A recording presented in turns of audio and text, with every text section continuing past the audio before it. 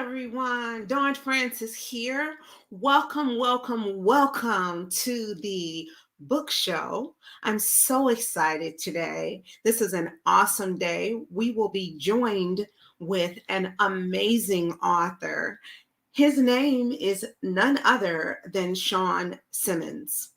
And as we are getting ready to meet Sean Simmons, I want to remind everyone that we have an amazing book launch coming up next Saturday. And you will see more information on how you can register. It's free. It's going to be exciting and it's going to be amazing. And I want everybody to come so that you can celebrate with the amazing authors of Discovering Strength, Hidden Insight, and Educator's Perspective.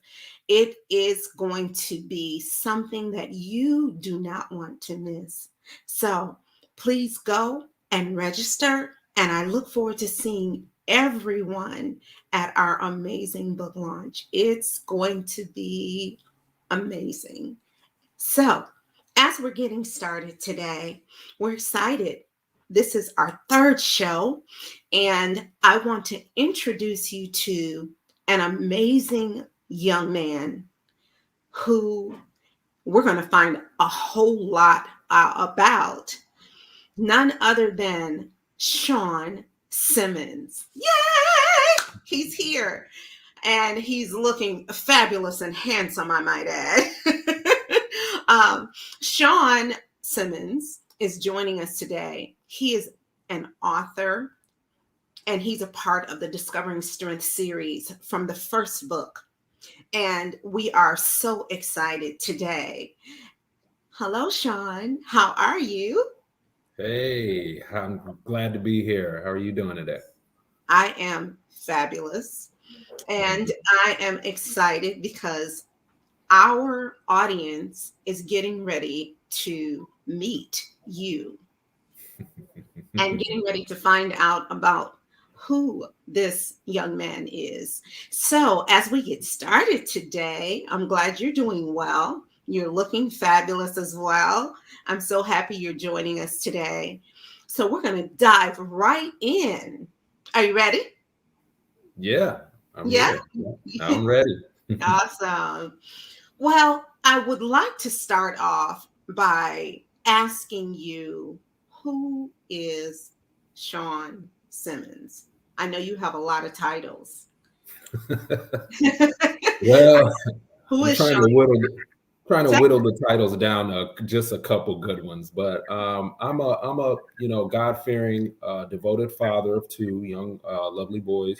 I'm a writer. I like to dabble in comedy, so I started doing comedy or stand up a little while ago as well. And I'm just I don't want to call myself an average person, but I'm your average creative young black man. I love that. I absolutely you.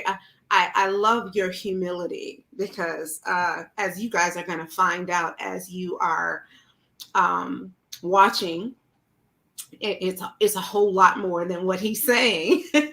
So if you were to tell us what did writing your story like mean to you? What did writing your story mean to you? Writing my story meant a lot to me just because it helped me discover other realities about myself that I would consider dormant at the time. Um, it's been a new endeavor just walking this path of comedy and trying to strengthen and sharpen other skill sets in myself, just trying to be the best person that I can be. And writing this book or writing this portion of the book has allowed me to just walk in my truth, walk in my strength, and just to be more humble and more of a well-rounded individual. So I appreciate the opportunity, and I have to say thanks again for letting tapping me and asking me to help and provide something for all of our audience. Oh, absolutely. And what I'd like to share is that Sean is the only male in the book. And that's really powerful because him being the only male in the book, it's like it's a spotlight on you, and it's a great spotlight because you did an amazing job. And as we dig in, what would you say with the writing process? How did it allow you to discover your strength? As you know, it's all about discovering our strength. Well, the writing process basically allowed me to tap in to see exactly, obviously I've been writing for a while and finding out that, putting comedy into paper or on paper is a little bit of a nuance for me. I'm sure people have been doing it, for decades and everything, but for me, it was something that was not, that I wasn't privy to at this point. Of course, I've written a lot of short stories, music, songs, you know, movies, things of that nature. But when it came down to me actually writing comedy, it was just a big, I would call it a release because I found a new niche or a new skill set that I thought was there, but I wasn't sure about it. It was almost like, I got it. I found it. So it meant a lot to me because right now I would say I'm at a stage in life where God is making a lot of things very real for me. And when I say real, I mean substantially real, where I can actually touch it, hold it, use it. And comedy, being able to use comedy as an actual tool in everyday life was just a God sent gift that I was, basically to get more, more familiar with, more intimate with during the process of writing the book. So I love that. That's so powerful. Powerful words. I want to ask you another question. What made you decide to share your story at this time? I felt like it was time for people to know and have a better perspective or a better grasp of how to navigate life. So when I was given an opportunity to share some thoughts or some of my ideas, it seemed like this was something. Obviously we're dealing with a pandemic. A lot of people are dealing with depression. Life is spiraling in a lot of different ways, in a lot of different directions, and I thought that if I can help people understand what has helped me hold on Yeah, um, to my sanity, that it might help other people, and hopefully, come full circle. And later on, they'll be sharing something that can help me, better my situation, better my understanding and livelihood. I love that. I absolutely. I mean, just being able to help people with laughter because laughter is so healing. And everybody can't make people laugh. They can try, but a lot of times it's kind of corny. And I'm going to stay in my lane. I am definitely not a comedian, but you absolutely make us laugh a lot. As a matter of fact, I wanted to share with our audience that, you know, I've heard, and we're going to talk about that in a few, just some of the feedback that we've gotten from your story has been amazing, and we're going to jump into that in a few. But before we go there, I want you to tell our audience where your story started. Where did your story start? My prelude started with me communicating about how when you're starting at a certain place and you want to go somewhere else, a lot of things or a lot about you may need to change in order for you to be successful in that new environment where you're going. And I just kind of wanted to inform people that while they're reading this, that you are going through a transformation. You are going to learn things that are going to be helpful for you in the future, primarily as you reach your goals. And, a lot of, I normally, when I communicate about this type of stuff, I use an analogy where I tell people that if you want to shoot for the moon, you aim for the stars, and so on and so forth. So, if like a young child, I have two young boys, but if my young son wanted to be an astronaut, I'd have to inform him, like, hey, you're only 11 right now. If you want to go into outer space, you're going to have to learn a lot. You're going to have to, invest a lot of time, and that time, that work, and that investment is going to have an impact. It's going to change you at some point. And not only will you need to change mentally, but you're going to have to physically put on an astronaut suit, right? You're going to have to put on a spaceship. Like, you as a human can't survive in outer space without changes, without things that allow you to be successful in that environment. And the same thing goes for if you wanted to, become a doctor, if you wanted to be a nutritionist, or anything, any profession or any other area you want to go in life. If you have a goal, chances are you might need to invest in yourself and go through some growing pains or some hard realities to make that goal a reality for you. Oh, wow.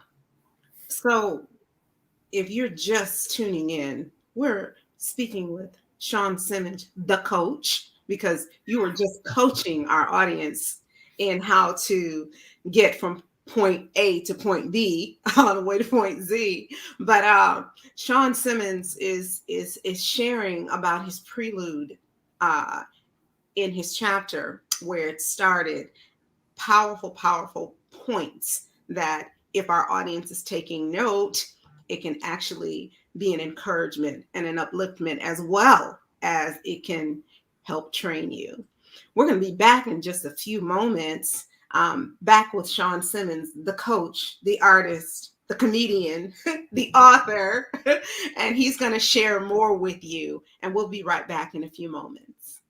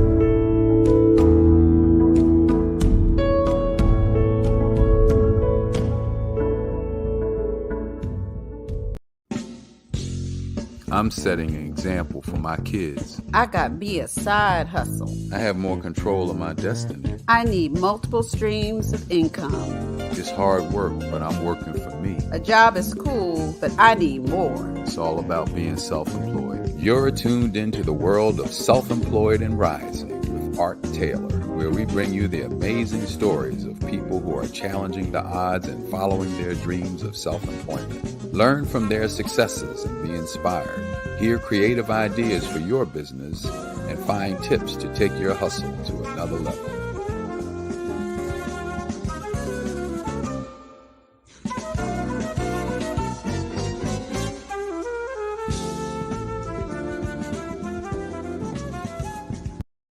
I used to watch BET, MTV, VH1, now I watch Tempo. Soca, Calypso, Reggae Dancehall. Don't stall, better get tuned in to the tempo.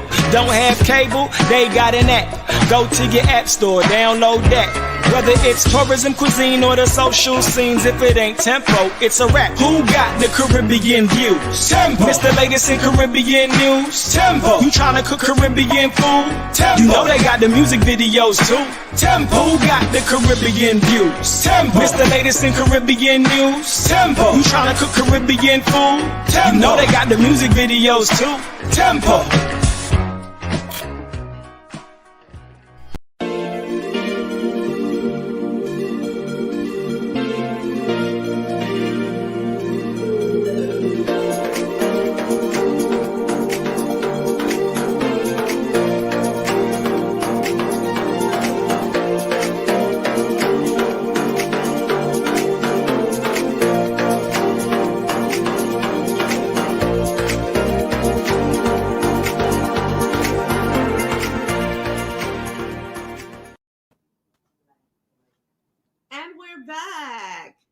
We're back with our wonderful guest, Sean Simmons.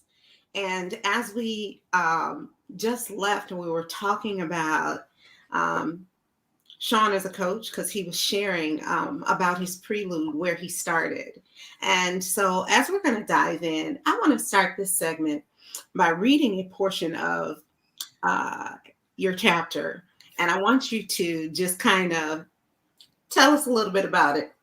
It says, as I was praying, I felt someone tap me on my forehead. Opening my eyes, I can still remember seeing that small little finger slowly moving back from my head. A little baby finger with poop on it. No, get it off me. Get it off me. Ugh. I knew right then, at that moment, that God was laughing at me. Now, many of our listeners, if they don't have the book, they're not privy to what was going on. But I want you to just share a little bit about that segment in your chapter.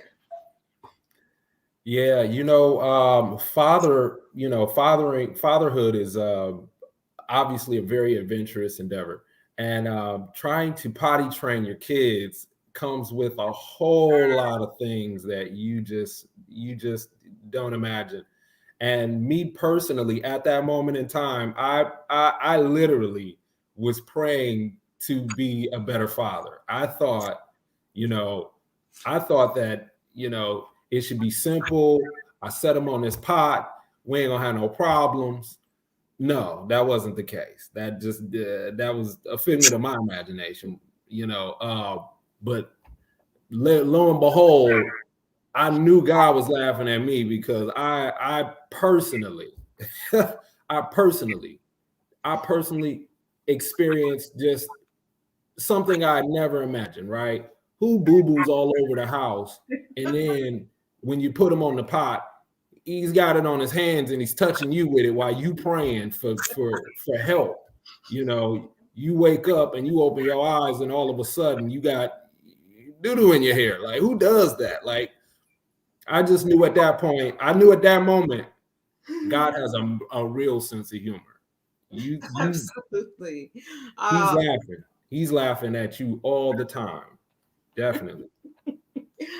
It's amazing, because I remember one of the responses and reviews was that they laughed so hard while reading your chapter that it was like they were in pain laughing, because it was just so funny. And humor is such a healing, and that's part of the reason why I so appreciate you and what you do and the humor that you bring really to everything, because it's just a part of you. It's like it's anybody who speaks with you for 5 minutes, they know there's a gift there.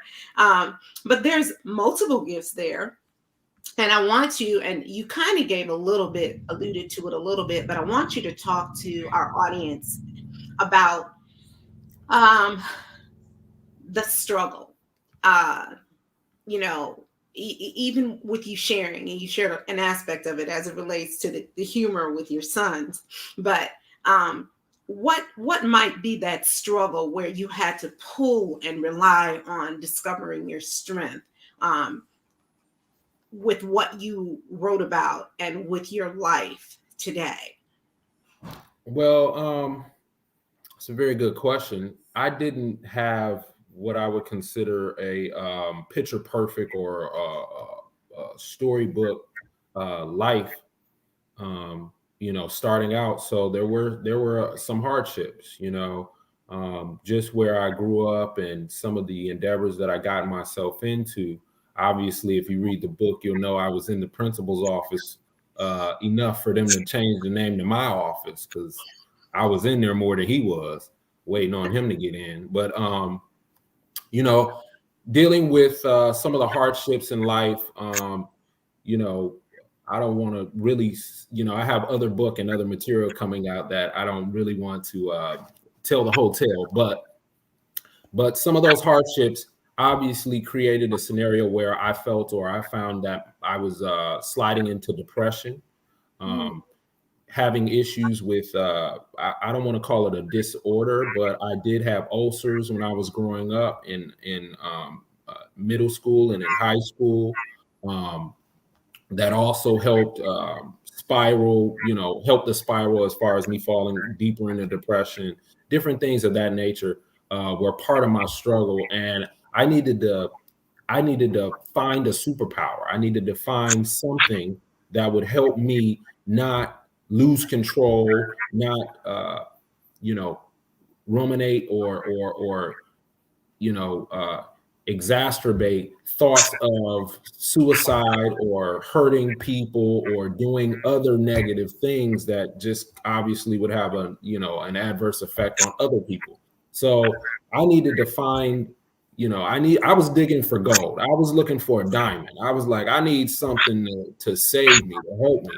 And lo and behold, it was so funny because during that process, I found out that a lot of the things that a lot of things you need, God has already given you in a gift, and it's right underneath your nose. Like, I believe in leaving no stone unturned. So, when I was in that particular circumstance, it had me looking, in places, obviously I looked in every place that I possibly could, but it had me looking in places where I thought I looked already. And when I discovered that I had an innate ability to make people change their mood, to put them in a more jovial mood, I found out that, making people laugh was not a negative thing. It wasn't something that I should shy away from. So, obviously I began my my adventure of falling in toward my gift, or in toward the gift that God gave me to experience. So I just enjoyed the ride. Once I found it, I was just like, oh, okay, so this makes this a little bit better for me. Why don't I hold on to it and see if it does anything else for me later on? And it did. It just keeps actually improving. It actually helped me to write this book. So lo and behold, God gave me a tool years ago that helped me all the way, 30, 40 years later. So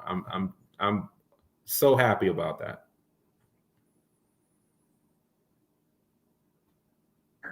We are super happy about that gift and you utilizing that gift, not just for yourself, but for others to learn and to grow and to laugh and to enjoy.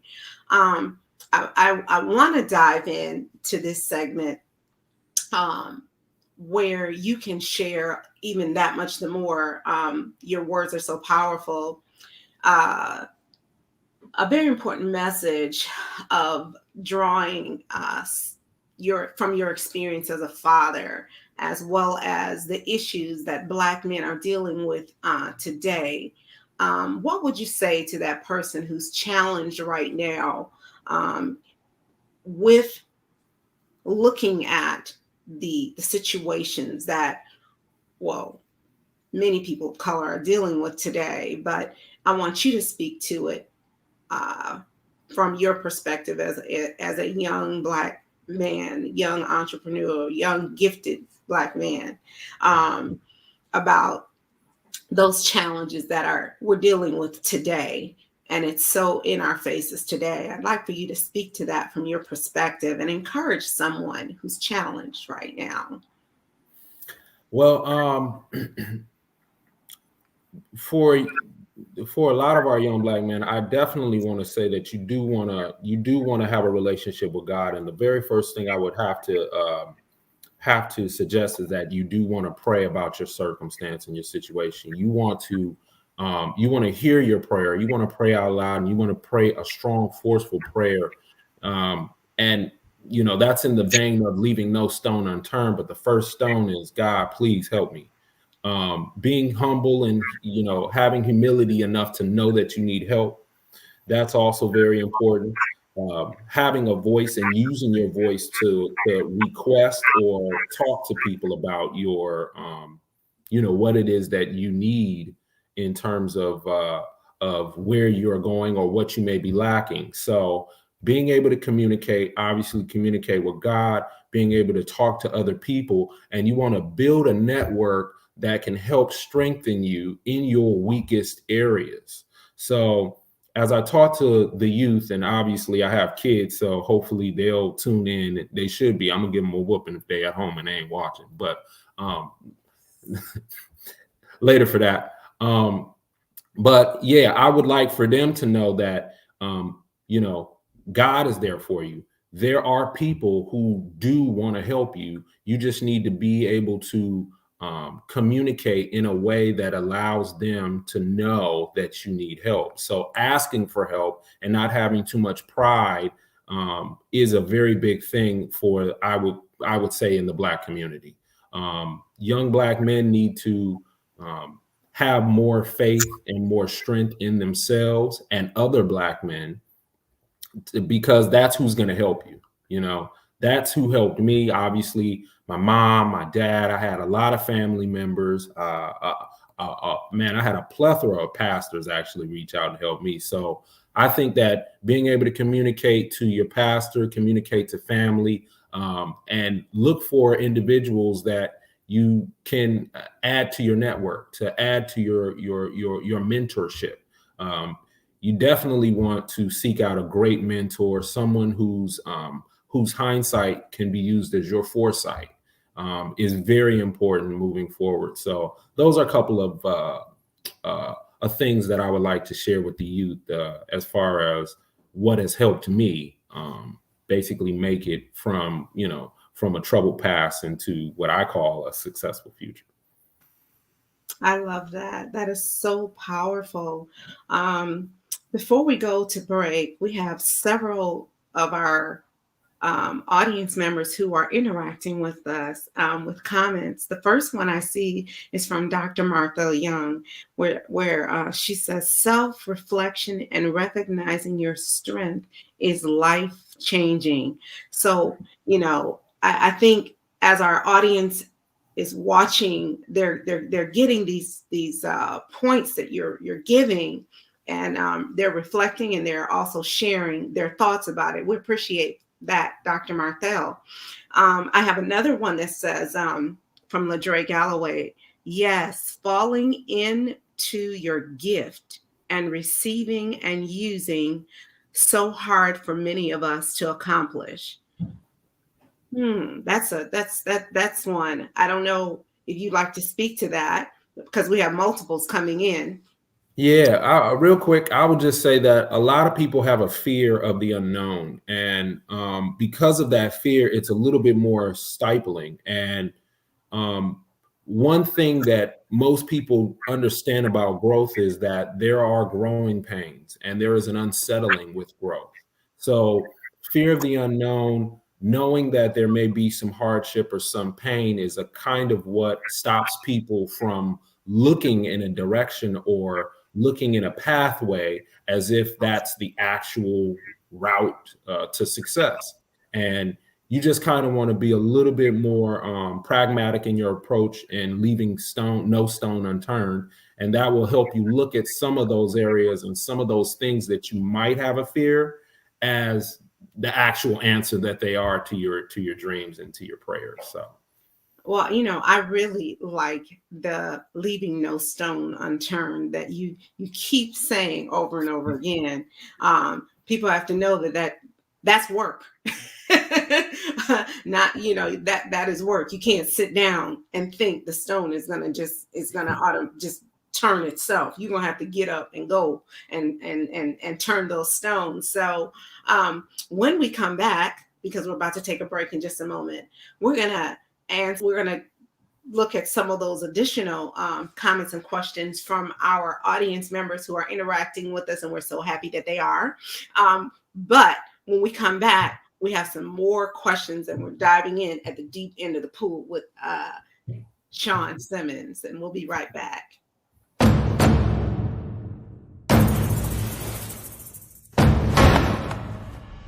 Time.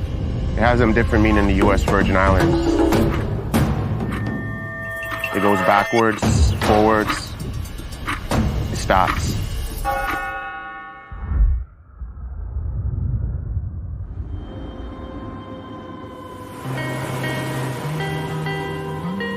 St. Croix is rooted in history. So much of it still remains untouched.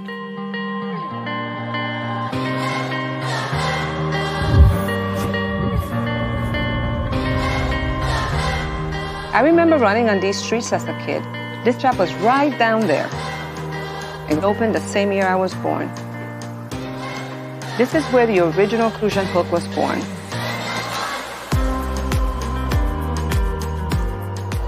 It's the symbol of these islands. And I wanted to have my hands in that very same history. I want to be able to pass it down to my family while still putting a new spin on it. The U.S. Virgin Islands, we have an amazing culture that developed over time from all over the world.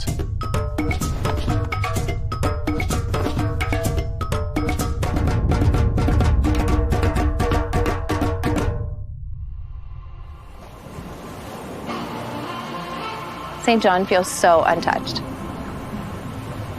Being underwater is like another world. There's no worries, there's no stress. I can just escape. This is my happy place. My passion for scuba diving came at just being fascinated with the water and wanting to be a mermaid. And this is the closest thing I can get to achieving mermaid status. Canadians just love being outdoorsy. We live for adventure, so we love anything hiking, being on the water, diving, snorkeling, and St. John has it all.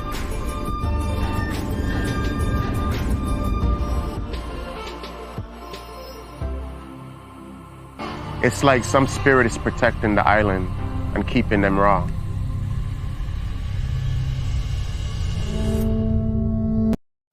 Style takes too long. I can't fit anything. I have nothing in this closet. Oh, I'll just stay home. I need to purge my closet. Oh, but not that dress.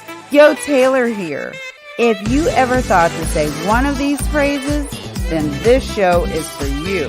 Join me at the Style Table, where we'll have candid and fun conversations about real women's style issues and wardrobe dilemmas. We will discuss solutions and ideas that will give you a big sigh of relief. You'll learn ways to save money, make money, and enrich the lives of others with the clothes in your closet. We're going to take the stress out of your style.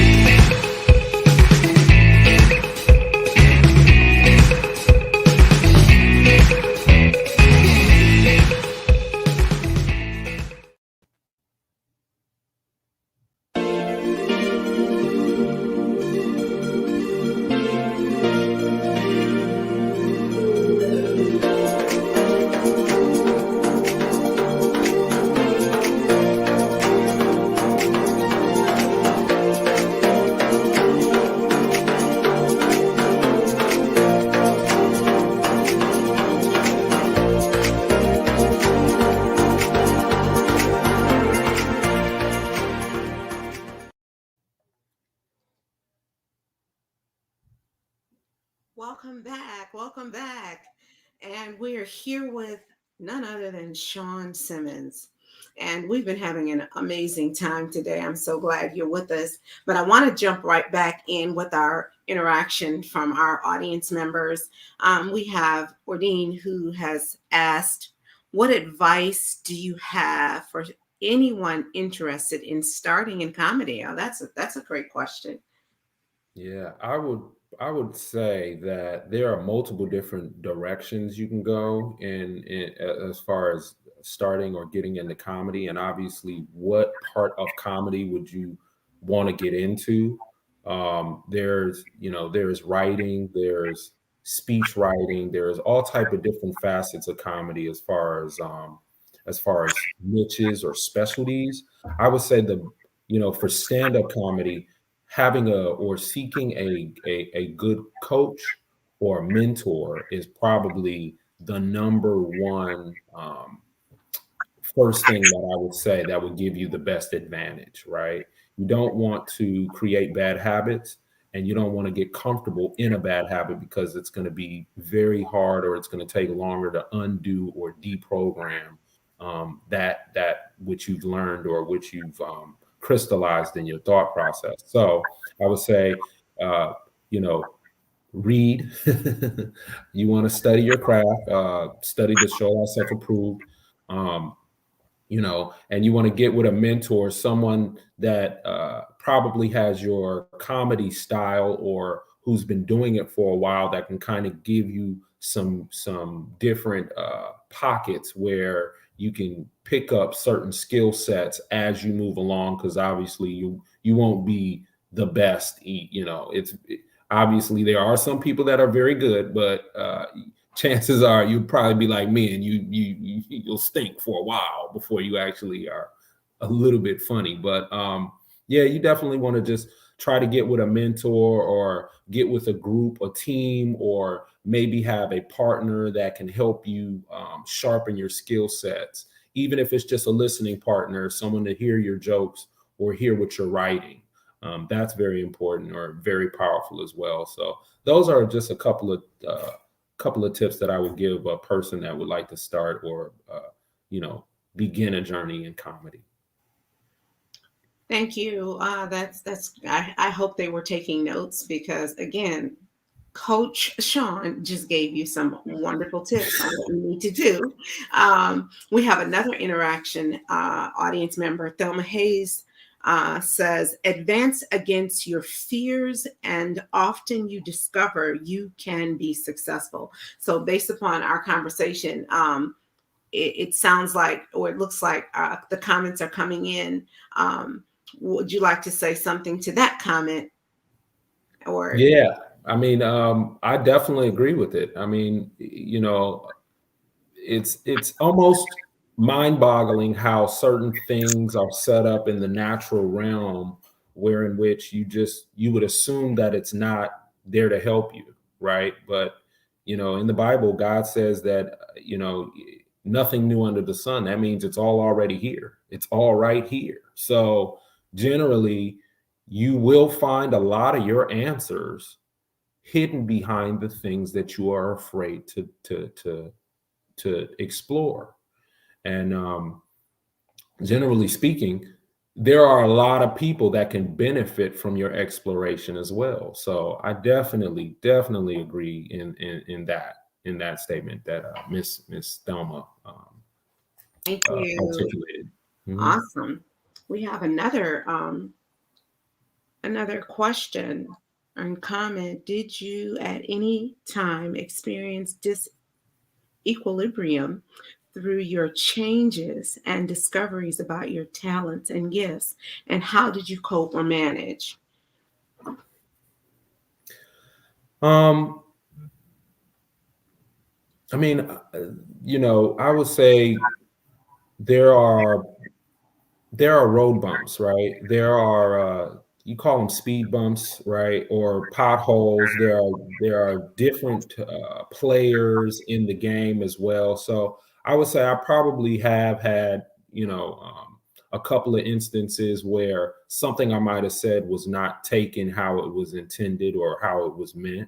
And that might have caused some adverse reactions and some things like that. But for me, knowing that my intention was pure and having a strong frame of mind allowed me to persist in just trying to convey my initial thought process. And 9 times out of 10, I'm not going to say maybe not that high of a percentage, but I would say 70-80% of the time, people come around, people will begin to understand. Obviously, cooler heads prevail. So sometimes when people have more time to digest, they kind of come back with a different perspective. And so those are some of the equilibriums that I've experienced generally with just being comical, maybe at the wrong time, or with an individual that may not be in the right mindset to hear your joke, right? I can give you a very funny story where, and I probably shouldn't be saying this out loud, but I'm gonna do it. We're live. But one time I was getting locked up, and I was in a bus, and we were going to jail, and it was for something ridiculous like jaywalking. I don't know why they would throw anyone in jail, but anyway, I don't do crime. So it definitely was for nothing, right? But they definitely had me locked up in handcuffs, and I'm sitting there like, what in the world is, my whole life was like, I can't believe this, right? And while I'm riding with these guys in this bus, I'm cracking jokes. And man, it was pissing some people off, boy. Some of these guys, I don't know what they were locked up for, but they were probably being locked up for a long time, because when I was making these jokes, it was making it madder and madder. And if I apologize, because that made me literally probably throw more, gasoline on the fire, because at this point, we're laughing. So I'm gonna keep going. And it was just one of those experiences where I wouldn't stop. And because it was so jovial on the bus and everyone was laughing, that eventually they started laughing too. So I always refer back to that experience, because even at the worst time that I had, it literally brought joy to a lot of people.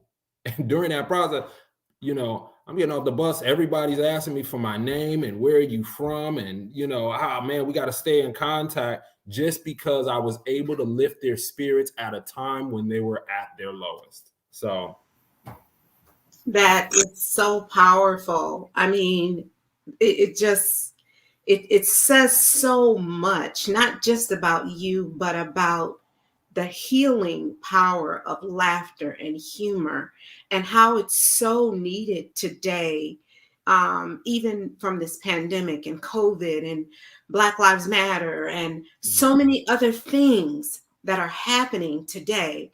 I appreciate it so much. It's like sometimes you just need to laugh. You need to laugh. And sometimes we need to make ourselves laugh. And then there are times when we need someone like you to have that conversation, or for you to be on stage and us to be sitting in the audience, so that we can just enjoy ourselves and laugh. But what we have more questions coming in, but we also have a lot more questions that we want to get through. And we're actually about to take a break. But before we take our break, someone wants to know where you are. Where can they find you, Sean? What state are you in, and how can they reach out to find you? Yeah, I'm in the state of Maryland. I reside in Landover, Maryland, Upper Marlboro area, Glen Arden, right around that region. So you'll probably see me riding around or cracking jokes, or at a restaurant, just laughing it up with some of my friends and family, just enjoying life and just trying to, spread joy and love and just share a beautiful experience.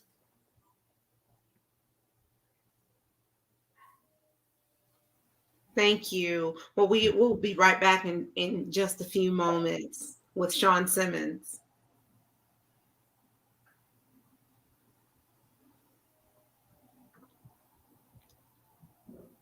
And as the break is not coming back. Give me more.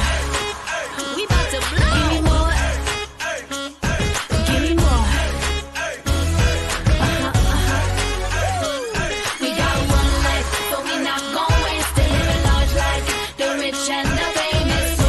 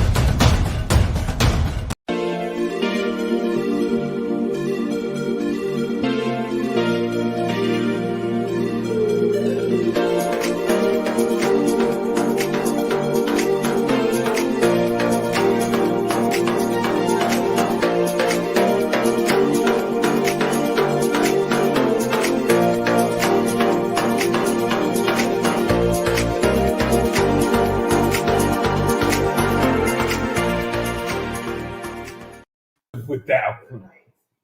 My dad died 20 years ago.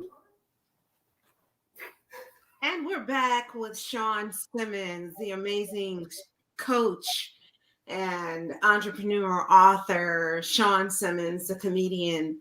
And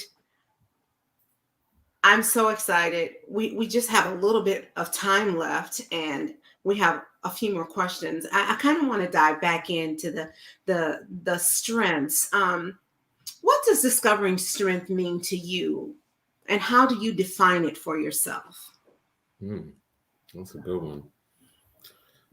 Discovering strength is about the human journey that we all share and experience. So I would say that it means the world to me, right? We're all capsized by our limitations at some point. So, discovering your strength is about, outgrowing your youth, outgrowing, your old thought process, the things that limited you, right? So discovering strength could be,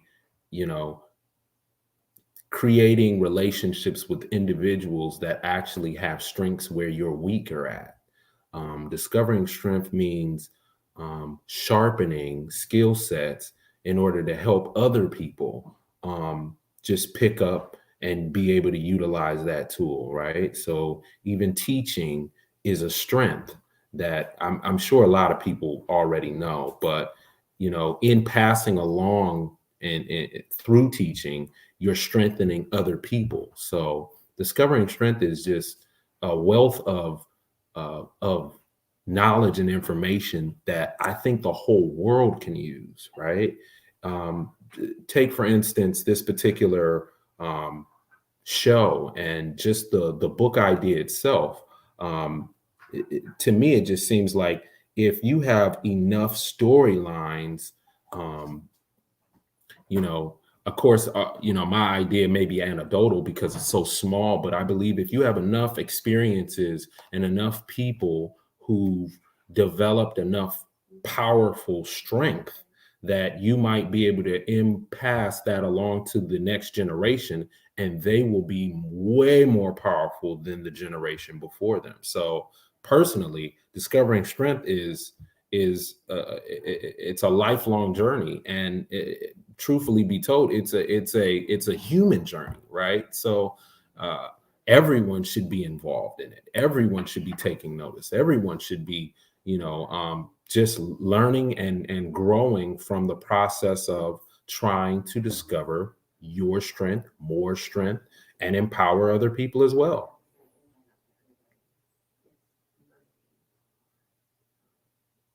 I absolutely love that. I absolutely love that. And it's the interaction is pouring in as you're speaking. And I think a part of that is because you in speaking with you, the more I'm talking to you, it's like you just seem like this old man with a whole bunch of wisdom and a whole bunch of knowledge.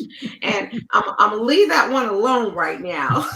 But I know our audience is just really enjoying hearing your responses and really enjoying all of the wonderful words of wisdom and the nuggets of knowledge that you are giving. I'm going to read this one. It says, we are often discouraged from thinking or believing we can do many things. This thought can be paralyzing and debilitating. As a Black man, what principles have you instilled through coaching that addressed this paralyzing concept? And with that one, because we need to talk a little bit about that, but I want you to also think on the lines of how you would deal with that with your sons, because I want to jump into that before we leave today. Yeah, that one is, to me, that one is something that I've been dealing with regularly. Obviously, with I have an older son; he's like 14, so he's coming of age, and there's a lot of things that I have to impart upon him, right? But generally speaking, that I'll put it like this. Most people have an issue with how they communicate to themselves. So how you self-talk is the difference between you and the person who has what you want. If you can communicate to yourself in a way that encourages yourself to keep moving forward, to have a positive perspective, to think about the healthy things in life.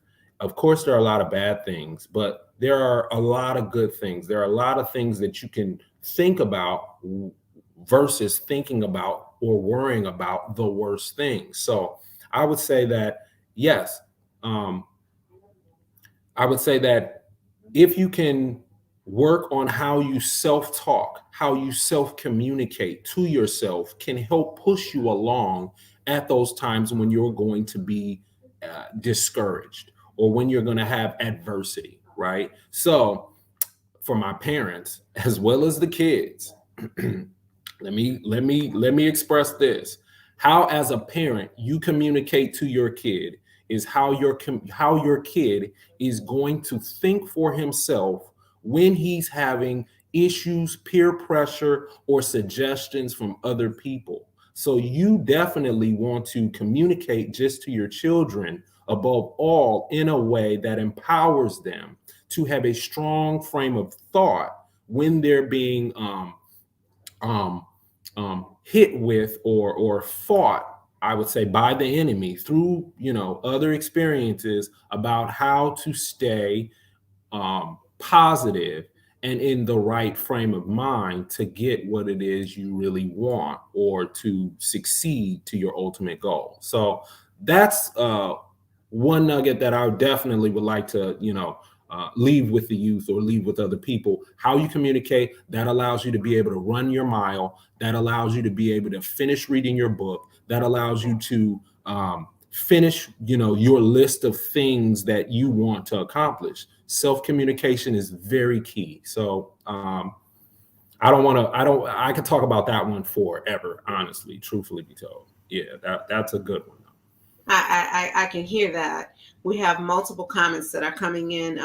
Someone said, Paulette says, these are amazing tips, Sean. Thank you. But as we're closing out the hour, we have a couple of things that we definitely have to do. One thing I'd like to know is, what is one thing you would like to pass down to your sons? What would that be? As it relates to strength, as it relates to lessons of strength, what would you want to pass down to them? I want to pass a lot down to them. If I only have one, I would say that everyone's not a leader, right? So you have to watch who you're following. You know, if you choose the wrong leader, I'm not saying that you need to be the leader. I'm saying that you have to think a little meticulously about who you're going to put in that position to be your mentor, to be your supporting cast, right? You need the right people around you, but just because we have one, I'm just going to start with, whoever your mentor is, whoever's leading you, just, if they're the wrong leader, it's okay to start all over. Find someone that's a little bit more equipped, have more of an interpersonal conversation about what's necessary or what do you see. But if I can leave anything with my kids, I definitely want them to know that some people are leaders, some people are not as good, and you just want to make sure that you are leaving no stone unturned. You are dotting the I's, crossing the T's, and just trying to be as meticulous as you can. And yes, there a lot of things are hard work, but that's how you were created. You were created to actually do hard work. A lot of how you communicate to yourself changes the way you think of what we call hard work, right? So obviously, if you have a strong enough mind frame, if you can empower yourself to think a certain way about what it is that you want to do, I think that will change, that will change your trajectory in life above all. So those are a couple of things that I would like to leave for my kids, for them to discover as they journey through this thing we call life right now. I love that. Well, we're just about at the end of our segment, but I want you to share your joy moment. We know that we say the joy, we talk about joy and strength, and we have a lot of interaction coming on, but I want you to share that descriptive joyous moment. And I want our audience members to see if they can tell us what, as he's describing it, what it is. So you got like 60 seconds. Go ahead. 60 seconds, joyous moment. Past or present? Okay. Calming, an overwhelming calm sense of serenity, wind in your face. You smell the fresh air, you see the sun, you feel the sun's beams bouncing off of your skin. You feel at one with nature. You feel the maker just encouraging you, right? The weight of life falls off of your shoulders. Do you know? Do you think you have an idea of what I'm talking about, what I'm describing?